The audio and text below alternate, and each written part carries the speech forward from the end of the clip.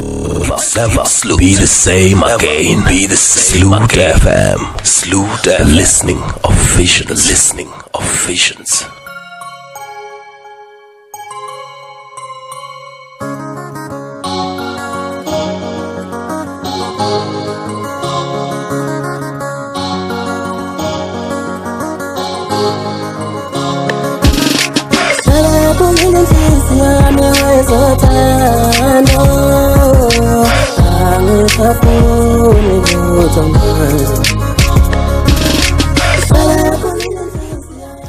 Sloot Fm 88.8 megahertz, the listening of visions. Isikhathi imzuzu ngamashumi amabili nambili lishayile ihora leshumi nomuva Sloot FM sahleli nokhethe uMantini Lady K the Zulu Bay umafungwase kokwabo ngikuthulela uhlelo hudilo njengoba bengikuthembisile ukuthi imzuzu mayiba ngamashumi amabili lishayile ihora leshumi nomuva sokhuluma lapha no Sandile odumengele kaCevuzile Mchunu umnikazi ke wale ngoma ekhala ku background yami iAffidavit abaningi bazoyikhumbula kakhulu siqale kuyidlala le ngoma emasontweni adlula mbalo abaningi bayithokozele kakhulu. So namhlanje sizokhuluma naye kumnikazi wayo sizwele from kuyena ukuthi kahle kahle iAffidavit isuka kuphi.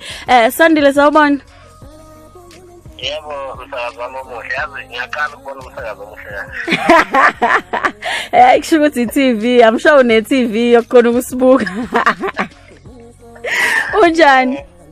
Ngiyaphila siswami ngezwe kuwo. Ngiyaphila. Ukuba uyazi ukuthi ngijabule kanjani ukuthi ekugcineni ngize ngithole leso kudala ngithembisa abalaleli ngithi sizoba nawe emoyeni sizokhona ukuthi sikhulume nawe sichazele ngeAffidavit ngenxa ke indlela abathakasele ngayo ingoma. Ngicabanga ukuthi nabo namhlanje bajabule kakhulu ingakho ngasakhale ithuba lokuthi kuphina kuphi la kufinyelela khona iSloot FM 88.8 olalele njengamanje ngithi ngiyambingelela uCevuzile Mchunu le empangeni esigodini saFasimba kwazonke umuntu noma engenzeki Hayi siyakuzwa ke iAffidavit abantu abaningi bazoyikhumbula kakhulu ivele kakhulu lapha ezinkundleni zokuxhumana abantu beyithakasela na kuma radio nathi ke bayasihlupha ke bayicela njalo leAffidavit so sifuna ukuzwa kabanzi nje ngawe ke mnikazi wayo iAffidavit sinsazi ke ukuthi sifuna ukuthi nje usitshele nje qaphu okubili okuthathu ngawe and also meseke usitshela ukuthi okay asiqale la indabeni yeAffidavit le ngoma le isuke kuphi kwakutheni kuuza ucabange ukwenza iAffidavit. Siswami ngakuveza nje kakhulu ukuthi umuntu onothando kakhulu nobathandayo abantu besifazane nofisayo ukuthi behlale bevikelekile nofisayo futhi ukuthi othandweni abantu abaneyinkinga ziphele sizame ngayo yonke indlela ukuthi inkinga iphele ngoba ukuhlukumezeka ngokothando kubhlungu kakhulu ngoba akusona akufani nesilonda esisenyameni sona esikwazi ukuthi selapheke ngamaphilisi selapheke nangomjovo ukuhlukumezeka ngokothando kubhlungu kakhulu ngoba kusuke kuyisilonda somoya esidla wena ngaphakathi abanye ke bayebele nenkinga bengakwazi ukuthi bexoxele abantu ngenxa yeyinkinga abanazo othandweni. So mina ngiphumela obala sibheke kwi-16 days of activism ukuthi abantu besifazane asubahlukumeza njengoba leyo ngoma ngiyibhale ngayicula njengomuntu wesifazane ukuthi sebeyiphulile isizwe yakwethu afuthi lutho manje wonke umuntu ozothanda mina akeze leAffidavit okuthi leyo Affidavit kuyibophezela ukuthi uSandile uthe uyamthanda ukhethiwe uyayibophezela ukuze namhla ehlukumezeke ukhethiwe akwazi ukubuyela epolice station ukuthi nazi Affidavit wayenza uSandile wathi uyangithanda ngenze ngihlukumezeke ukuze lapho kudlale umthetho. So ke ngale ngoma bengizama khona ukuvezela abantu ukuthi abantu besifazane bayakhala ngokuhlukumezeka so kumele sizame ukuthi sikwenze kakhulu. Hayi yabona ke namhlanje ngiphelelwe ngisho amazwi ke ngendlela othe wayichaza wayicacisa iyacaca ba kwambuze benginayo ngale ngoma hayi iphendulekile kosukwini la namhlanje. So ngizothi ugxila nje kancane ezintweni ngiyabona la ukuthi wafunda eOfasimba Primary School. So yini nje oyikhumbula ngoFasimba Primary School nakhona mhlambe ukhona nje uthisha yedwa owawumthanda lapha kulesa sikole? Ukhona angimthanda kakhulu wathisha uDlamini ngangimthandela ukuthi wayeyindoda ekhululekile kakhulu kodwa ke wayepaphalazile wayengageji impela wayenza sure ukuthi yakubamba and wayeyinxeleke hayi wayekushaya impela uzwe kahle. Okay, siyabona lapha khona no Phangifa secondary school lo wafunda khona high school yakho. So into engithande kakhulu lapha yana mangibheka ibio yakho ngibonile nokuthi kahle kahle esikoleni awusibalekelanga kahle kahle isikole wayoqala umculo ngoba isikhathi esiningi abaculi uma uthi uyathola abanye uthola ukuthi esikoleni abaqedanga esikoleni ngezimo ezithizeke zabo but kuwena kunomehluko ukuthi wakwazi ukuthi ufunde uqede primary uqede high school uze futhi uyokwenza izifundo zobunjiniyela lapha ngo 2003 mhlawumbe umculo ngaleso sikhathi wawungakacabangini ukuthi wenza umculo noma mhlawumbe ukuya kwakhe esikoleni and then ngiyakujabulela ukuthi waye esikoleni waqeda kwayikhana ulandela iphupho lakho mhlawumbe phakathi komculo nokuba unjiniyela yini into okwakuyiyo owawuyithanda kakhulu?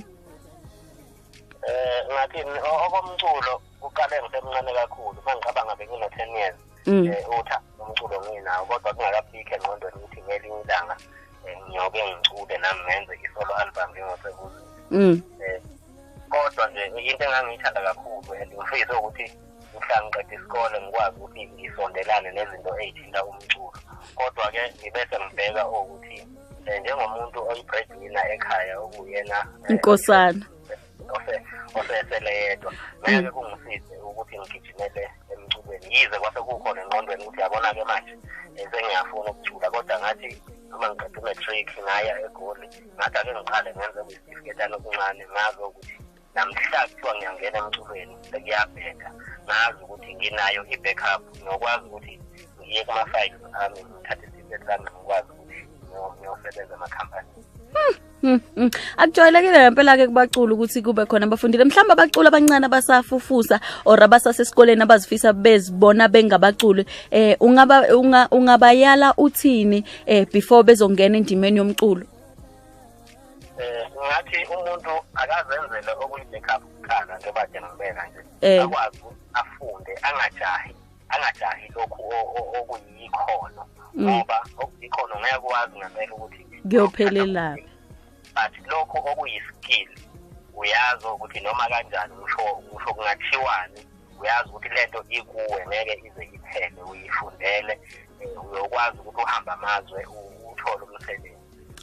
Kungijabulisa kakhulu ukuthi uyilesikoleni ngoba isikhathi esiningi abantu abaculi bamaskandi banokuthatheka kancane ngesinye isikhathi uthola ukuthi abantu especially amaZulu angathi abaculi bamaskandi we as amaZulu isikhathi esiningi abantu abaningi basithatha kancane ngokuthi asifundile aze abanye baze basho ukuthi amaZulu ajahela amatekisi kodwa ke wena wakwazi ukuthi uhambe uye esikoleni kunendaba ebhlungu kakhulu ke sengivale ngifuna ukukubuza ngayo ukuthi wena njengomculi uyaye uyithathe kanjani baningi abaculi sengihlangane nabo abayithandisisi ngifuna ukuzolwakho uvo kule ndaba indaba yepiracy indaba yokukokotelwa kwemculo njengamanje ebhidlangile eNingizimu Afrika wena as umculi as umuntu omosha imali yakhe eningi enza ama CD ngiyazi ukuthi nimosha imali eningi kakhulu makwenziwa ama CD and then mase kube khona labantu abaqopha umculo bowukokotele ube iFong Kong emase bawudayisa emgaqweni ngo10 uthole iAffidavit emgaqweni ngo10 kade wena mhlawumbe umosha ama1000 uyenze iAffidavit kukuphatha kanjani lokho and nakhona ucabanga ukuthi yini engaqeda lesi sihlavu isihlasela umphakathi oseNingizimu Afrika ukudayiswa kwama CD noma ukudayiswa komculo ongekho emthethweni? Siswami uthinde indaba enkulu lapho kubuhlungu kakhulu ngoba njobusho ukwenza iCD nje mhlambe uzogalekisa ingoma ezu15 noma ezu14 almost 45,000 ospendayo lapho. Ngiyafisa ukuthi kungene kujule endleleni zomlaleli njengamanje ukuthi kumlimaza kangakanani umculo mayethatha imali engango10 eyothenga lo msebenzi walo artist ebe ethi uyalithanda. So angazi ngingazi ukuthi ngempela kufikeka kanjani kuhulumeni ukuze ayibone lento ukuthi thina abaculi silimaza kangakanani. Siyafisa ukuthi phele zizanyiwe indlela eziningi balwa omzi wakhe Mbuli ngapha nangapha but ekugcineni akukaze kwenzeke.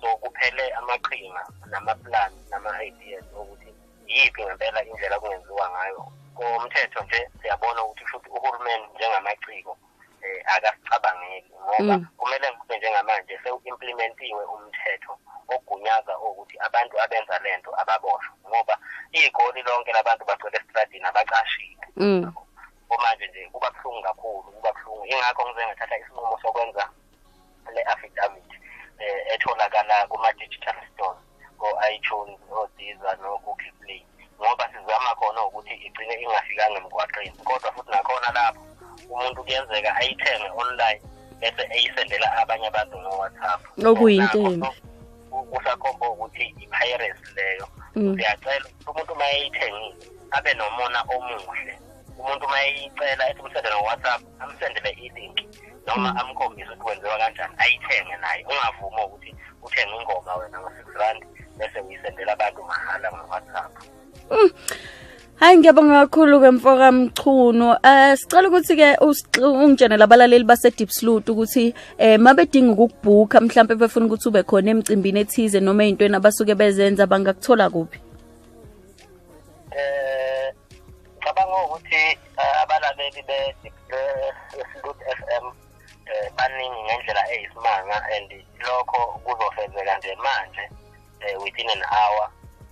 Ngizocela ukuthi bazi ukuthi uCevuzile kwi-social media ukhona i-Facebook page kaCevuzile usesha nje uCevuzile uhambe uyoklikha u-like lapho ngizobona njengamanje ngoba ngiyawazi ama-followers ami ukuthi mangaki ngizobona manje ukuthi hayi ukushuthi abalaleli be-Sloot FM bonke laba asebeshaye u-like ngiyazi ukuthi baningi so ngiyacela ukuthi bekwenze lokho ku-Instagram @Cevuzile nakhona bengifollowe naku-Twitter @Cevuzile_SA bengifollowe nakhona bese-ke kuba ukuthi abafisayo abahleli bemicimbi abafisa ukubeka kanye noCevuzile emcimbini yami bafuna ukumbhuka inamba abazoyishayela u-072 2835 726. Othi ngikuphindela yona khona umlaleli ezoyizwa ngezilo umsakazi. Inamba lapha yana ke mlaleli bathi ungashaya ku 0722835726 0722835726. Mhlawumbe sovalelisa nje Sandile ungafisa ukuthini kubalaleli base Deep Sloot? Ngiyafisa ukuthi njengoba sibheke kwi-festive ziningi ingozi emgwaqeni kuningi ukujabula kwabantu endaweni zobumnandi ngiyafisa mina ukuthi njengoba belizwile izwi lami namhlanje nangonyaka ozayo bephinde futhi belizwe kungabikho umlaleli esizozwa kuthiwa washiya emhlabeni ngenxa yokuthi wajabula kwaze kweqa umuntu nomuntu akabe nelimit ejabule ezibheke abuyele ekhaya kusakhanya sikwazi ukuthi nangonyaka ozayo sibonane sisabile. Mhlambe ke kubantu laba ba old fashioned abasasebenzisa indlela zakudala abangenazo lezi zethu ezifana nokuthi siyakhona ukuthola ingoma online ama link levels abafuna ama CD phela bakhona basasebenzisa ama CD nami futhi ngiyalisebenzisa khona manje ngisebenzisa lona nje la station abasasebenzisa iCD ke bangalithola phi iCD ama CD kaCevuzile akhona ko-Jet Music Dakota eGold nje kakhulu abangokuthi ngawathola kodwa ke njengoba sengishilo inamba yami mawukuthi umuntu akalithola iCD engakwazi ukuthi engifonele sihlele sibone ukuthi iCD ulithola kanjani kodwa ke i-affidavit le okuyiyona sikhuluma ngayo since kuyi-single track asikwazi ukuthi senze ama hard copy so ingakho-ke itholakala kuma-digital store. Hayi siyabonga kakhulu isikhathi sakho Cevuzile ungathi ungaba nosuku oluhle. Ngiyabonga kakhulu msakazi wami omuhle ubaphathe kahle abalaleli ngiyabonga kakhulu kwi-Sloot FM engathi ingakhula idlondlobale ibe nabalaleli abaningi. Okay siyabonga uhambe kahle. Alright.